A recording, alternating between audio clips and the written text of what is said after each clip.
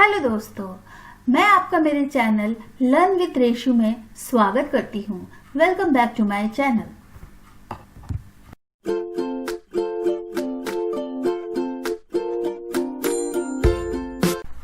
Hello दोस्तों, आज मैं आपको पॉलीमॉर्फिज्म के बारे में एक्सप्लेन करूंगी कि पॉलीमॉर्फिज्म क्या है, उसे जावा में कैसे यूज किया जाता है, उसके क्या क्या यूजेस हैं और कितना इम्पोर्टेंट है ये जावा में।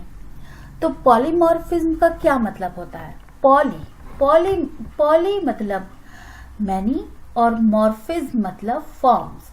तो पॉलीमॉर्फिज्म मैनी फॉर्म्स इसका मतलब होता है। मैनी फॉर्म्स मतलब कि एक ही चीज के कई सारे फॉर्म्स जब बन जाते हैं तो उसे पॉलीमॉर्फिज्म कहते हैं। आइए मैं एक एग्जांपल देती हूँ, जैसे कि शेप जो है उसके कई फॉर्म्स हैं। ट्रायंगल भी हो सकता है शेप, रेक्टेंगल भी हो सकता है शेप, सर्किल भी हो सकता है शेप। इसी तरीके से एक आवाज है, आवाज एनिमल स्पीक्स, तो आवाज जो है उसके कई फॉर्म्स हो सकते हैं। कैट की आवाज, डॉग की आवाज। तो इसी तरीके से किसी एक चीज के कई फॉर्म्स जब होते हैं तो उसे कहते हैं पॉलीमॉर्फिज्म। तो इसी तरीके से जावा में भी जब किसी एक मेथड को हम कई टाइप से यूज करते हैं, जैसे कि एक ड्रॉ मेथड है। ड्रॉ मेथड को जब हम कई तरीके से, कई टाइप से यूज करते हैं डिफरेंट क्लासेस में, कभी हम उसका ट्रायंगल ड्रॉ कर सकते हैं, कभी हम रेक्टेंगल ड्रॉ कर सकते हैं, कभी हम सर्किल ड्रॉ कर सकते हैं।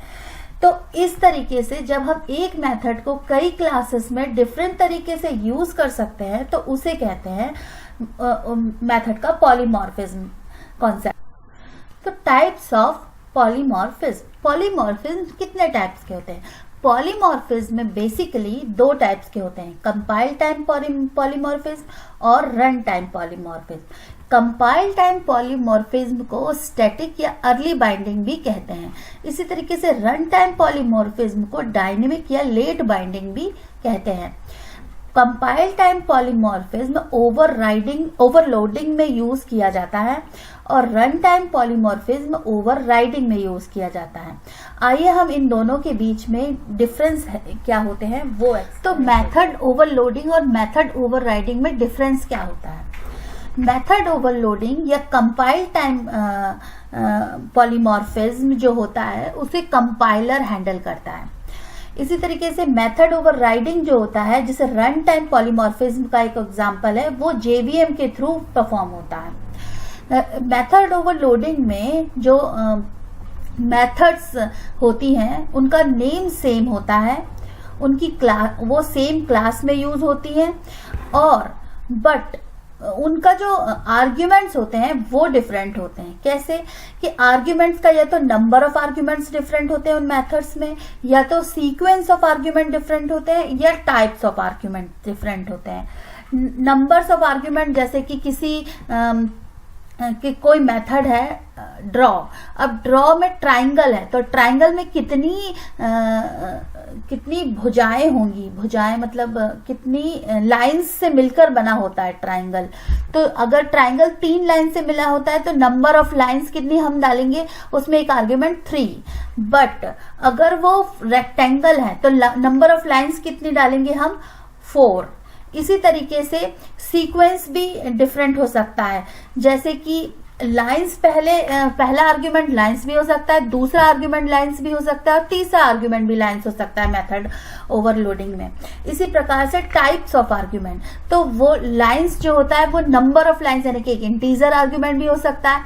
हम उसको टाइप्स ऑफ लाइन करके एक स्ट्रिंग वेरिएबल भी बोल सकते हैं कि डार्क लाइन, और लाइक टाइप्स भी उसका चेंज कर सकते हैं, स्ट्रिंग, इंटीजर, वेरिएबल, बूलन, या फिर किसी भी टाइप से हम आर्ग्यूमेंट का जो टाइप है वो चेंज कर सकते हैं। तो इसी तरीके से ओवरलोडिंग में हमें ये बात याद रखनी चाहिए कि एक कंपाइलर इसको हैंडल करता है, और जो मेथड्स होती हैं वो सेम क्लास में सेम नेम की बनती है, लेकिन उनके आर्ग्यूमेंट सीक्वेंस और नंबर ऑफ आर्ग्यूमेंट्स डिफरेंट होते हैं, मतलब उनमें आर्ग्यूमेंट्स डिफरेंट होते हैं। उसी प्रकार से अब हम देखेंगे कि ओवरराइडिंग में क्या होता है। तो मेथड ओवरराइडिंग जो होता है वो JVM हैंडल करता है, क्योंकि ये रन टाइम होता है।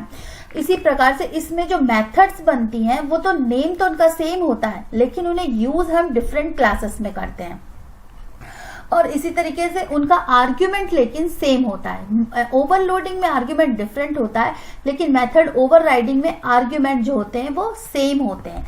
Number of argument, sequence of argument और टाइप ऑफ आर्ग्यूमेंट जो होते हैं वो सेम होते हैं, इसीलिए उन्हें सेम क्लास में हम यूज नहीं कर सकते। क्यों? क्योंकि अगर हम सेम क्लास में एक सेम मेथड को बनाएंगे तो वो कंपाइलेशन एरर देगा। तो इसी तरीके से मेथड ओवरलोडिंग और ओवरराइडिंग में डिफरेंस होता है। आज मैं आपको मेथड ओवरलोडिंग को डीपली एक्सप्लेन करूंगी, और ये इसके कोड एग्जांपल के थ्रू मैं इसको एक्सप्लेन करूंगी, और मेरे नेक्स्ट ट्यूटोरियल में मैं मेथड ओवरराइडिंग के बारे में एक्सप्लेन करूंगी। तो चलिए शुरू करते हैं। तो आइए चलिए मैं आपको इस एडर क्लास के एग्जाम्पल के थ्रू एक्सप्लेन करती हूँ कि मेथड ओवरलोडिंग क्या होती है। तो इसमें आप देख रहे हैं कि मैंने 2 मेथड्स बनाई हैं ऐड नाम की। अब इन 2 मेथड्स को अगर मैं पब्लिक स्टैटिक वॉइड मेन जो मेथड होती है उसमें इस क्लास का ऑब्जेक्ट बनाकर कॉल करना चाहूंगी, तो क्योंकि ऐड में भी कोई आर्ग्यूमेंट नहीं है और इस ऐड में भी कोई आर्ग्यूमेंट नहीं है, तो अगर मैं यहां पर टेस्ट डॉट ऐड को कॉल करना चाहूंगी तो क्या होगा? ये मुझे एरर देगा। क्यों? क्योंकि यहां पर आप देख रहे हैं कि JVM या कंपाइलर कंफ्यूज हो जाएगा कि वो किस ऐड मेथड को कॉल करे, क्योंकि दोनों ही सेम है, दोनों का ही नेम सेम है, दोनों में आर्ग्यूमेंट नहीं है और दोनों का ही रिटर्न टाइप सेम है। तो यहाँ दोनों मेथड्स में कोई डिफरेंस नहीं है, इसलिए ये कंफ्यूजन की वजह से यहाँ पर हमें एरर देगी। तो यहाँ आपने देखा कि 2 मेथड्स जब सेम नेम की होती हैं तो कंपाइलर यहाँ कंफ्यूज हो जाएगा कि किसको कॉल करें। ठीक है, यहाँ पर कंपाइलर फेल हो जाएगा, एरर देगा, और इस टाइप की एरर्स को कहते हैं एम्बिग्यूटी एरर्स। क्यों? क्योंकि जब हमारे पास 2 मेथड सेम नाम की है इस क्लास में, तो कंपाइलर को पहले ये कंफ्यूजन होगा कि किस मेथड को लें। इसीलिए जब हम ओवरलोडिंग में मेथड्स को नेम सेम रखते हैं तो उनके आर्ग्यूमेंट्स डिफरेंट रख देते हैं, ताकि कंपाइलर को हम आर्ग्यूमेंट्स के थ्रू ये बता सकें कि हमें किस मेथड को कॉल करना है। ये है बेसिकली ओवरलोडिंग, मेथड ओवरलोडिंग का कॉन्सेप्ट, कि हम आर्ग्यूमेंट्स डिफरेंट क्यों रखते हैं। मेथड नेम सेम होने के बाद भी हम आर्ग्यूमेंट्स डिफरेंट क्यों रखते हैं? क्यों? क्योंकि हम सेम नेम की मेथड्स को जब कॉल करते हैं तो उनमें सिर्फ यही डिफरेंस होता है कि उनके आर्ग्यूमेंट डिफरेंट है। इस बेसिस पर हम उन्हें डिफरेंट टास्क्स के लिए यूज करते हैं। तो अगर अब मैं यहाँ पर इसमें एक आर्ग्यूमेंट, इसमें 2 आर्ग्यूमेंट दूंगी, इंट ए और इंट, और इस मेथड में मैं कोई भी आर्ग्यूमेंट नहीं दूंगी, तो अब ये देखिए कि क्लास में कोई भी एरर शो नहीं कर रही है। और अब मैं यहाँ पर इसे प्रिंट करूंगी system.out.println। सिंपली मैं इन a प्लस b को a को और b से जोड़ दूंगी, यहाँ प्रिंट हो जाएगा। और यहाँ पर मैं प्रिंट करूंगी नो आर्ग्यूमेंट्स। तो देखिए, अब जब मैं यहां पर इस क्लास टेस्ट का जो ऑब्जेक्ट, क्लास एडर का जो टेस्ट ऑब्जेक्ट बनाया है, इससे जब कॉल करूंगी तो मुझे स्पेसिफिकली समझ में आ रहा है कि मुझे किस मेथड को कॉल करना है। अब यहाँ पर जैसे मैंने एक विथआउट आर्ग्यूमेंट मेथड को कॉल किया है और यहाँ मैं एक और मेथड जिसमें आर्ग्यूमेंट्स हैं उन्हें कॉल कर सकती हूँ, और यहाँ पर जो है मैं आर्ग्यूमेंट्स पर नंबर असाइन कर सकती हूँ, जैसे 3,7। तो अब देखिए अगर मैं अब इसे रन करूंगी तो क्या आउटपुट आएगा।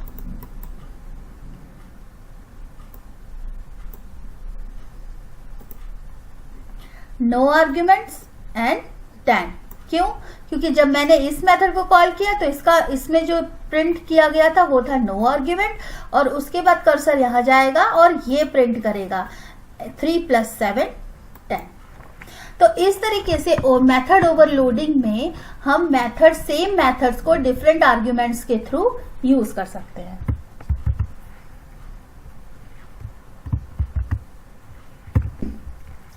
यहां मैं आपको एक बात और बताना चाहती हूं कि ये जरूरी नहीं है कि हम सिर्फ दो इस टाइप की मेथड बना सकते हैं कि एक में कोई आर्ग्यूमेंट नहीं है और एक में 2 आर्ग्यूमेंट है। हम यहाँ पर इस मेथड में भी कई आर्ग्यूमेंट्स दे सकते हैं और किसी भी सीक्वेंस में आर्ग्यूमेंट्स दे सकते हैं।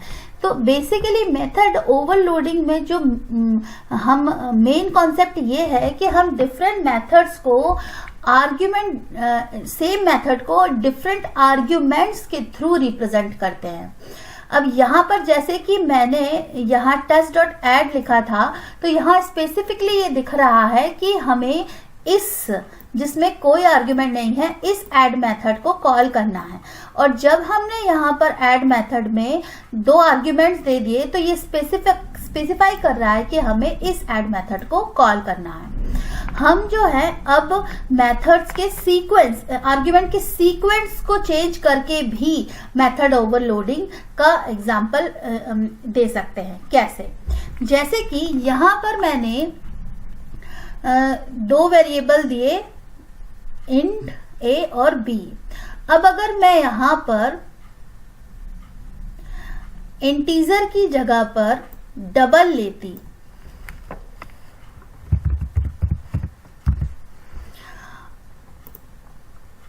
तो यहां पर मैंने अब 2 अलग अलग टाइप के वेरिएबल्स लिए हैं और यहां मैं int a, int b, integer a, integer b। तो यहां देखिए अब यहां पर मेरे पास इस ऐड मेथड में 2 इंटीजर वेरिएबल्स है और यहां पर भी a और b है, लेकिन एक डबल है और एक इंटीजर है।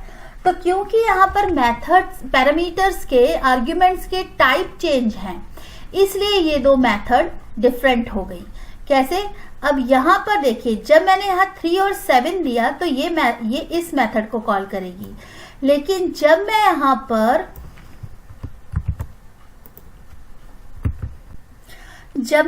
3.3 दूंगी तो ये इस मेथड को कॉल करेगी। क्यों? क्योंकि इसमें एक ही डेटा टाइप डबल है और मैंने यहां पर जो वैल्यू दी है वो डेसिमल वैल्यू दी है। अब यहां ये एरर क्यों दे रहा है? क्यों? क्योंकि यहां पर हमारे पास एम्प्टी आर्ग्यूमेंट वाला कोई भी मेथड डिफाइन नहीं है। तो ये जो है ये कह रहा है कि ऐड तो नेम की तो मेथड है, लेकिन क्योंकि यहाँ पर एम्प्टी आर्ग्यूमेंट वाली कोई मेथड नहीं है इसलिए ये हमें एरर दे रहा है। तो जब हम यहाँ पर 4,7 ऐसा वैल्यूज असाइन करेंगे तो ये इस मेथड को रिप्रेजेंट करेगा। कैसे? क्योंकि इसमें 2 इंटीजर वैल्यूज है और मैंने यहाँ पर 2 इंटीजर वैल्यूज दी है। तो इस तरीके से मेरे पास ये 2 मेथड्स हैं और दोनों मेथड्स का नेम सेम है बट आर्ग्यूमेंट्स डिफरेंट है, नंबर्स ही है, लेकिन एक में डेसिमल नंबर और इंटीजर नंबर है और एक में इंटीजर और इंटीजर नंबर है। तो बस डेटा टाइप्स को चेंज करके मैंने इन 2 मेथड्स में डिफरेंस पैदा कर दिया। अब देखिए मैं इन्हें रन करती हूं।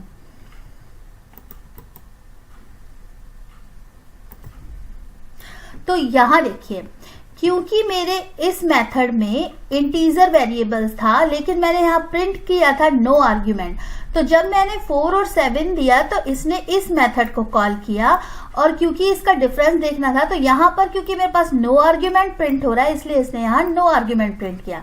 लेकिन जब मैंने यहाँ 3.3 दिया तो ये नंबर होते हुए भी, क्योंकि इसका डेटा टाइप डबल है, तो इसने इस मेथड को कॉल किया और यहाँ पर इन दोनों को प्लस करके 10.3 मुझे रिजल्ट में दिया। तो ये होता है डेटा टाइप्स चेंज करके आर्ग्यूमेंट का और मेथड ओवरलोडिंग का यूज।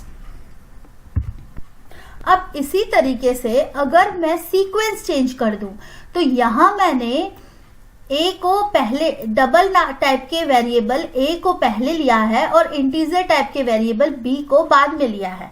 अब मैं एक और मेथड बनाऊं यहां, और उसमें बस ये सीक्वेंस चेंज कर दूं कि जो ये बी है इसे मैं पहले कर दूं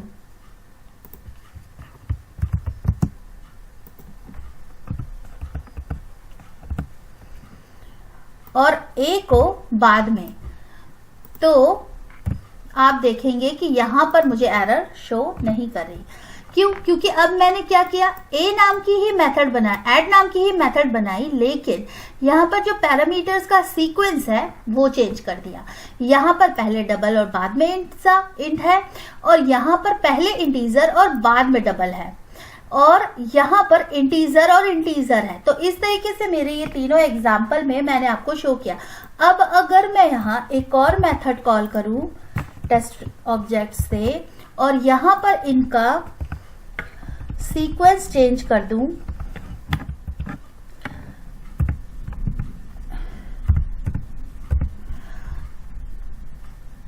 तो देखिए यहां पर अब मुझे ये एरर नहीं दे रही। क्यों? क्योंकि यहां पर जब मैंने इसका सीक्वेंस चेंज कर दिया, पहले इंटीजर वैल्यू और बाद में डेसिमल वैल्यू प्रोवाइड की, तो ये डायरेक्टली जाकर इस मेथड को कॉल करेगी, क्योंकि यहां पर पहले इंटीजर वैल्यू है और बाद में डबल वैल्यू है। तो मैं यहां एक और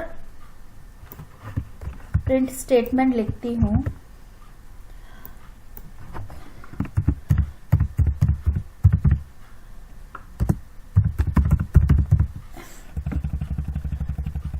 सीक्वेंस चेंज्ड। अब मैं अगर कॉल करूंगी तो आप देखेंगे कि ये कैसे तीन डिफरेंट मेथड्स को कॉल करेगी।